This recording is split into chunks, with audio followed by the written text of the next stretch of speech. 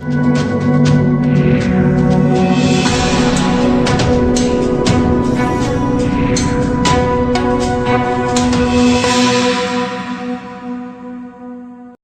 आप देख रहे हैं असल न्यूज। और नरेला में एक बार फिर प्राइवेट फाइनेंस की वजह से एक युवक ने अपनी जान दे दी। ऐसा ही मामला कुछ महीने पहले भी हुआ था और प्राइवेट फाइनेंसरों द्वारा कोई सामान दुआया गया, जिसके चलते बीते महीनों भी एक युवक ने छत से कूदकर अपनी जान दे दी थी। ऐसा ही एक मामला पॉकेट 13 और पॉकेट 4 सेक्टर A6 में एक युवक ने बीती रात फांसी लगा ली। और बताया जा रहा है कि प्राइवेट फाइनेंसर ने इस मामले को लेकर परिवार को लगातार प्रताड़ित किया, जबकि परिवार का उस कर्जे से कोई लेन देन नहीं था, बल्कि इसी परिवार के ताऊ ने कर्जा लिया था और उस कर्जे के चलते लगातार पीड़ित परिवार को परेशान किया जा रहा था, जबकि ना तो कर्जा का इनका कोई लेन देन था और ना ही कुछ और बताया जा रहा है कि कई बार इस मामले को लेकर नामजद पिटाई भी की गई और इस मामले को लेकर परिवार ने नामजद थाने में शिकायत भी दर्ज कराई है। लेकिन उसके बावजूद भी दिल्ली पुलिस की तरफ से कोई कार्रवाई नहीं की गई, जिसके चलते एक 23 साल के युवक ने अपनी जान दे दी। और आपको बता दें, बीती रात उस युवक ने फांसी लगा ली और परिवार हमारे साथ यहाँ मौजूद है, उनसे बात कर लेते हैं। रे मेरे बेटे को बिल्लू ने मारा था। बिल्लू यही कोने पे रहता है। मेरे बेटे को उसी ने मारा था। मैंने कंप्लेंट भी डाल रखी है इसी करने में।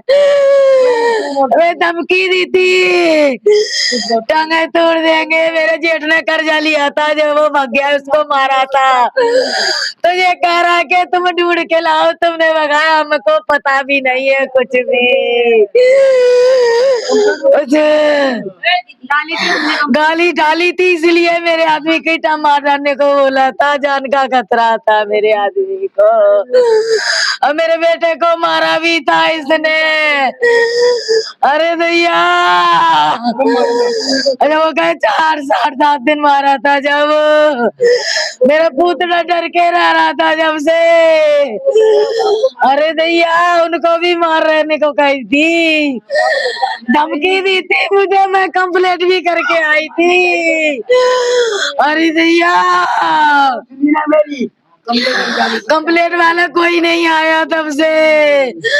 मैंने बोरगढ़ में भी डाली, नरेला थाने में भी डाली है। अरे भैया, मेरे बेटे को मार दिया। अरे भैया, इस मामले को लेकर जो परिवार है वो लगातार शिकायतें भी कर रहा था। और बात करते हैं जो परिवार के और भी लोग यहाँ मौजूद हैं, क्योंकि 23 साल का जो युवक है वो भी दुनिया में नहीं रहा, सिर्फ और सिर्फ प्राइवेट फाइनेंसरों के ही चलते हैं। और आपको बता दें, जो परिवार है वो लगातार इस मामले को लेकर दिल्ली पुलिस को भी शिकायतें कर रहा था, लेकिन दिल्ली पुलिस की तरफ से भी कोई कार्रवाई नहीं की गई थी, जिसके चलते एक 23 साल के युवक ने अपनी जान दे दी। और बात करते हैं जो युवक है, उनकी बहन हमारे साथ है। क्या हुआ था, गुड़िया बताइए।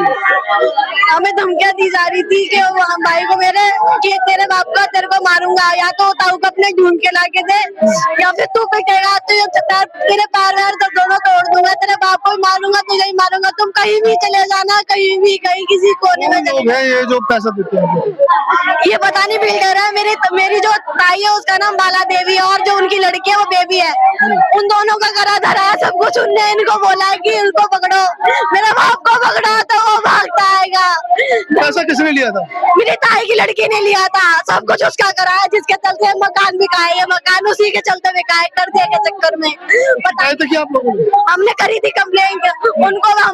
हमारा उनसे बोलने का मतलब ये था कि वो हमको भी मारता आके। ये जो फाइनेंसर है बहुत ताकतवर है, अमीर है बहुत ज्यादा। हम इसका कुछ नहीं बिगाड़ सकते थे। हमने रोड भी बना दिया, यहाँ से जाना बंद कर दिया, आना जाना सब बंद कर दिया। मेरे भाई को इनने लाठियों से मारा, पैर में उसका फ्रैक्चर आया था। पूरी गली में किससे भी पूछ सकते हो आप। उसने एक बार मारपीट भी करी मेरे भाई के साथ। मेरे पापा ने उस रोड पे आना जाना छोड़ दिया, घर में खाना बनना तक खत्म हो गया था। मेरे भाई ने, मेरे पापा ने ऐसी घर वाली जिंदगी जी है। 1 हफ्ते 1.5 हफ्ते तक परेशान हो गए। वो एकदम डर गया था, डर के उसने कल रात फांसी लगा ली। उसे शायद दोबारा धमकी दी थी। क्या करता था आपका भाई? मेरा भाई कारपेंटर था, लकड़ी का अच्छा कारपेंटर था, बहुत अच्छा। कितने लोग हैं परिवार में?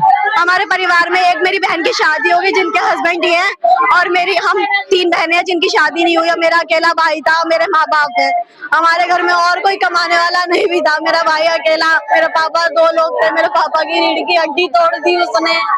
अभी कहाँ आपके पापा? मेरे पापा उनके साथ गए हुए हैं, मेरे भाई के साथ। उसकी तरफ से क्या कार्रवाई रही? कोई कार्रवाई नहीं थी, कोई कार्रवाई नहीं थी। हम डीएम ऑफिस भी गए थे, वहाँ पे जो क्या कहते हैं जहांगीरपुरी से आगे पड़ता है डिप्टी कमिश्नर के ऑफिस, उस दिन वो आए नहीं थे। मेरे पास फोटो पड़ी है उसकी, मेरे पापा के साथ मैं खुद गई हूँ अपने पापा के साथ कंप्लेन करने, वहाँ पे भी, यहाँ थाने में भी करी है, घोरगढ़ में भी करी है, कोई सुनवाई नहीं थी। वो धमकियां पर धमकियां हमारे घर भेजा जा रहा था। मेरे पापा को बोलता देखते ही मारूंगा, देखते ही मारूंगा। निगरानी रखवाई जा रही थी लोगों से, पता नहीं किस किस से मेरा पापा के पीछे पड़ा था वो।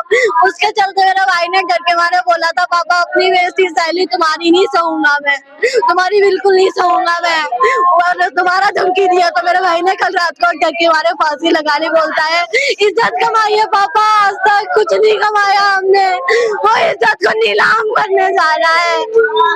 मेरे पापा को उसकी तरफ से क्या कार्रवाई रही? कोई कार्रवाई नहीं थी तब तक। सुबह पुलिस आई आपके पास? आ जाइए सुबह पुलिस, हम क्या हुआ था? उन्होंने सारी चीजें हमसे पूछी कब क्या हुआ था और चले गए। रेस्क्यू टीम भी आई थी जो मेरे भाई को लेके गए हैं पोस्टमार्टम के लिए, उसने फांसी लगा ली सुबह। क्या मांग करते हैं पुलिस को? पुलिस से मांग करते हैं कि हमें इंसाफ मिले, और बिल्लू और ये जिसके चक्कर में हमारे घर में ये ऐसा हुआ है उन दोनों को फांसी हो या फिर सजा हो। प्राइवेट जो फाइनेंसर है वो ब्याज के चलते लोगों को पैसा देते हैं, लेकिन कहीं ना कहीं इस तरह की प्रताड़ित जो घटनाएं होती हैं उसको लेकर भी प्रशासनिक अधिकारियों को अलर्ट रहना चाहिए। और इस मामले को लेकर दिल्ली पुलिस अब क्या कार्रवाई करती है, पूरा मामला जांच का विषय है। दिल्ली से नीतीश के साथ असली न्यूज के लिए प्रदीप जैन रिपोर्ट।